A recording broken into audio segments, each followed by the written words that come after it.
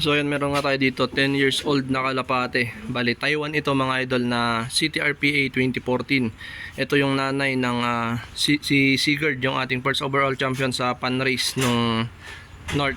At yung kapatid niya naman si Odin, fourth overall champion naman sa South pan race nung last year 2023. So yung kapatid nga pala nila na anak din nito ay nakapag fourth overall champion naman sa Young Bird. So kinarera ng tropa natin, siya yung naglipad nun.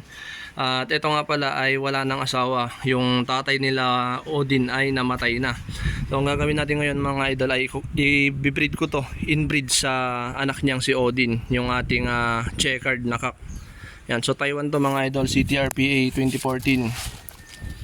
Yan, CTRPA 2014. So napakatanda na ng ibon na to, 10 years old. Sana nga lang ay mag-fertile pa. Yan, so ipunta natin doon sa loft. Yan, so ito na yung loft natin ngayon mga idol. Bali nilipat ko na siya mula dito, pinunta natin dito. Yan, so ito yung hen natin. Yan, kamukhang kamukha din ng kanyang anak. Yan, pero i-stock muna natin to kasi kukondisyon pa natin bago natin isalang. Kasi si Odin mga idol ay meron siyang pares na Taiwan. Yan, so Taiwan din yung pinares natin sa kanila, pero ay sa kanya, pero bata na Taiwan 2023. Yan, so pagka breeding kasi ayoko yung mga nasa mababa ng 1 year old. Gusto ko mas matanda. Yan, so ito yung nanay ni Odin. Yan, so ganito rin yung kamukha niya, yung upload ko nung nakaraan. Ganito rin yun, yung checkered na yun. Yan, so unknown line nga lang kasi Taiwan. Yan, so nakuha ko lang din to dati sa tropa natin from Santa Maria, Ilocos Sur, kay Sir Jonas Valenzuela. Yan, shoutout sa iyo idol. Yan, so dito muna natin siya ilalagay sa ating mga stock birds. Yan, hindi pa tapos tong loft natin kasi lalagyan pa natin ng aviary dito. Yan, so meron na rin hagdan dito. Kasi itong pintuan na to tatanggalin ko rin kasi ito yung gagawin ko na aviary. Yan, banda dito. So ilagay ko muna siya dito sa loob. Yan, so wag lang sana makawala.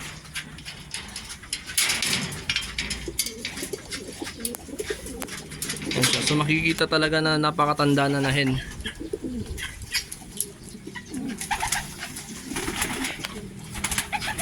Yan, so ito yung mga natira na stock bird natin kasi yung mga ibon natin ay nakasalang dito sa likod. Yan, doon nakasalang lahat yung 9 pairs natin.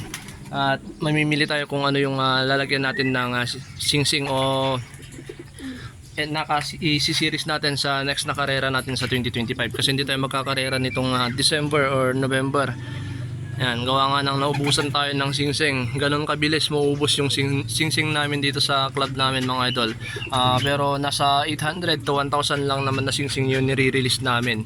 Kasi hindi kaya ng truck namin yung mga libo-libong kalapate. Yan, hindi kakasya kasi maliit lang yung truck ng club namin. So napagka kinakargaan namin yun, nasa 1,000 kalapate lang o mahigit 1-1 mga ganon. Yan, so yung mga flyer natin ay nakawala lang sila, yung mga bata. Yan, so tinuturuan kasi natin sila. Yan, so kanina pa naman sila naka open loft. Yan, tinitignan lang nila yung paligid nila. Yan, so nandun sila sa taas. Mainit kasi masyado dito sa amin, umaabot pa ng 47 degrees Celsius. So yan mga idol, dito man yung update natin. Update ko kayo pagka ano yung maging itsura nitong loft natin. So matagal din wala tayong vlogs kasi busy nga tayo. So hopefully ngayon ay makakapag-upload na rin tayo ng mga vlogs natin na kung ano yung nangyayari dito sa loft. So yan mga idol, thank you for watching, happy flying and God bless.